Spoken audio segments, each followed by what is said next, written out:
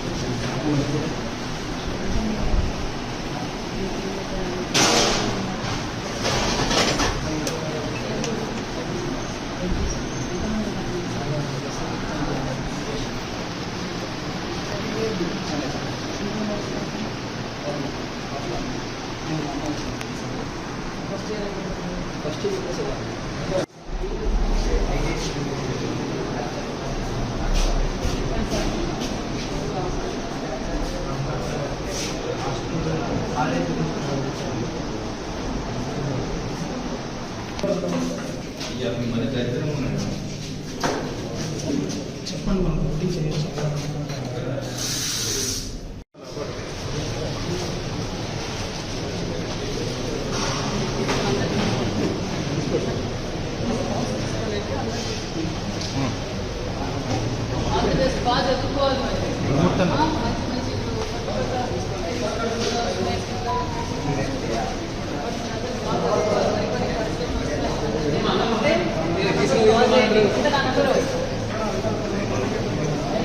చెప్పాలి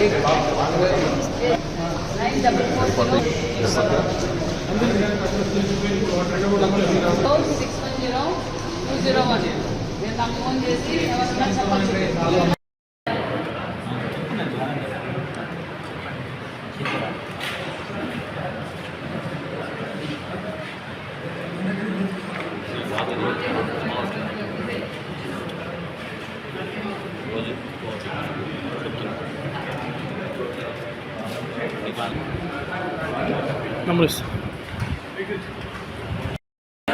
వాళ్ళు మళ్ళీ కావాలంటే మళ్ళీ అక్కడికి పోవాలి. వాళ్ళు చిన్నది పెద్దగా ఉంటుందా? ఏమవుతుంది? మీకు పెడుతుండేది అన్నం పెడుతున్నాం, వంకాయ కూర పెడుతున్నాం, మజ్జిగ పెడుతున్నాం. వాళ్ళకి కావాలంటే ఇక్కడే ఒట్టి పట్టుకోవాలంటే ఇక్కడే తీసుకుంటారు కదా. మరి అక్కడికి వెళ్ళి తీసుకోవడం ఏంటి? రిపీట్ కాకూడదు.